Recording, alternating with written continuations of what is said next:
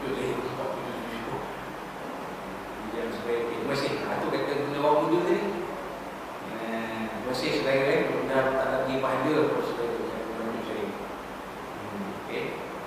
Nanti boleh tengok dalam YouTube boleh sebar-sebar kepada kawan. Channel kita ni Muhammad Azmi Sosok tu channel kita. Tapi macam-macam dulu kan. Ada gambar orang itu berjalan orang kira makan lah, apa lah. Macam-macam konten dalam tu. Di balik kita tengok. Terima kasih. Baik, kita tengok start balik Hal lebih hari ini lah asal diriwayatkan oleh Ibn Hatim menyatakan dan menceritakan kepada kami ayahku dan menceritakan kepada Hisham bin Abu Abdillah dan Ubaidillah dan menceritakan kepada Abdullah bin Yahya bin Bukasir menceritakan Wahai pernah mendengar ayah ini menyatakan bahawa para malaikat yang menyatakan seperti apa yang disebut dalam ayat berikut iaitu firman-Nya mengapa kamu nak menjadikan khalifah yang itu orang yang melakukan perosakan padanya dan menumpahkan darah padahal kami senantiasa bertasbih senantiasa bertasbih dengan muji dan kamu dan menyucikan kamu. Ayat itu surah Al-Baqarah. Okay. Jumlah mereka semuanya ada 10,000 malaikat yang keluar dalam api sisi Allah dan membakar mereka. Kisah ini pun merupakan kisah Israeliat yang mungkar sama dengan kisah sebelum ini. Kisah Israeliat ni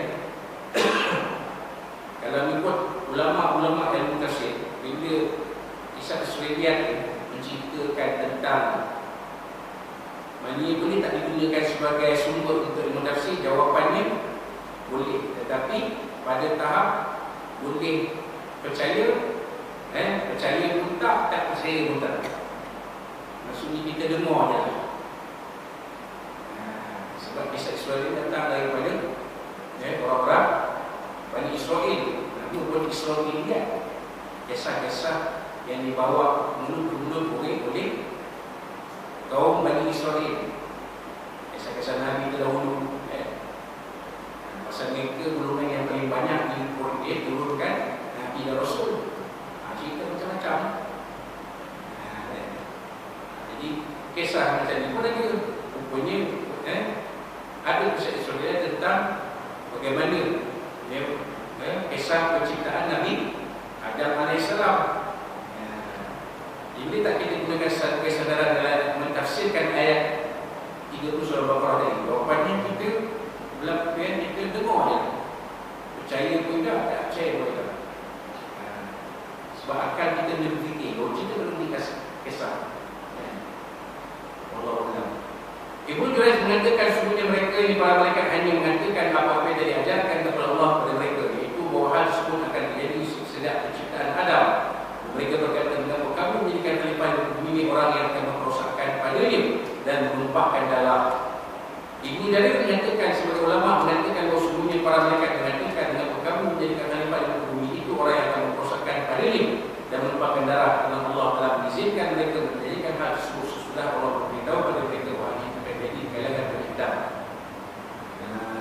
Lalu para malaikat bertanya kepada Allah SWT dengan ungkapan yang mengandung pengertian aneh dalam hal tersebut, mengapakah mereka berdoa kepadamu wahai Tuhan pada hal kamulah yang menciptakan mereka? Maka Allah jawab mereka dengan firman-Nya, yang aku mengetahui apa yang tidak kamu ketahui. Ayat 30 surah Al-Baqarah. Dengan kata lain, hal tersebut terjadi di kalangan mereka sekalipun kamu tidak diberitahu mengenainya, sebagai dari apa yang kamu kemukakan pada menunjukkan rasa tak kamu kepada kemana. Maknanya orang tak tahu dah. Kalau cerita manusia tu, itulah karakter manusia. Dan para malaikat pun sudah melihat begitu. So malaikat ni ada akses kepada Ruh Mahfuz. Apa yang berlaku di kalangan kita sekarang, malaikat tahu lama dah. Orang bintang, orang bintang, orang yang dalam sebelum manusia berbunuh-bunuhan dari zaman Nabi Adam lagi. Qabil membunuh Habil. Malaikat tahu dah. Allah Ta'ala pun tahu dah. Tapi Allah Ta'ala kata apa? Aku dia mengetahui apa yang tidak aku ketahui. Itulah sebab Allah Ta'ala nak cipta manusia sebagai khalifah. Cuba bayangkan kalau kita tak duduk. Bumi ni macam ni lah ukur. Daripada mula-mula sampai dah 2024. Bukan mungkin tak ada masih canggih baru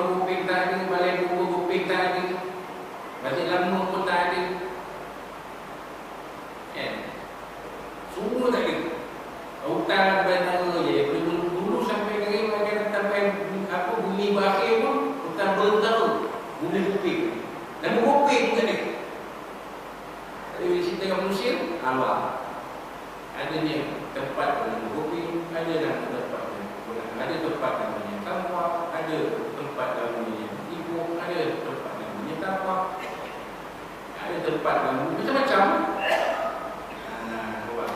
So kalau tak ada sebut kepada para mereka, apa boleh tahu apa yang kamu tak tahu? Mungkin pengetahuan kamu itu tinggi, tapi pengetahuan kamu terbatas. Aku tahu semua. Alamul ghuyub. Dan Quran itu sebut. Allah Ta'ala itu maha mengetahui perkara-perkara lain, perkara-perkara yang manusia tak ketahui, Allah Ta'ala ketahui. Macam Rasul dalam surah Luqman, ayat akhir. Wayat lemah fi raham. Tak tahu apa yang ada dalam rahim seorang wanita. Tak ada. Tapi Allah tak perlu ultrasound. Kita pergi klinik betul buat ultrasound. Dia sapu kering apa tu gel tu, hari tu scan dia mudah dalam perut sikit kamu. Kadang-kadang laki perempuan. Nanti saya tengok, tak nampak lah. Tak tahu jadi tinggal apa saudara. Beli baju kain pink ke kain biru. Bapa dan mak dah kuning. Beli kain biru satu keluar ada perempuan. Beli kain pink satu keluar ada lelaki. Pasal tak nampak. Tapi Allah Ta'ala maha mengetahui. Jadi nama budak dan perempuan ni apa? Lelaki ke perempuan? Kalau nampak tak apa. Saya rasa Daniah lah Ustaz. Nampak anak lelaki. Orang ke menyuruh boyo dan anak perempuan. Boyo ke anak lelaki lah. Dua orang anak perempuan. Dah lelaki ni lelaki dua. Macam mana dia berhubung? Tengah-tengah dia lah. Batu biji keluar. You see the bawah ni?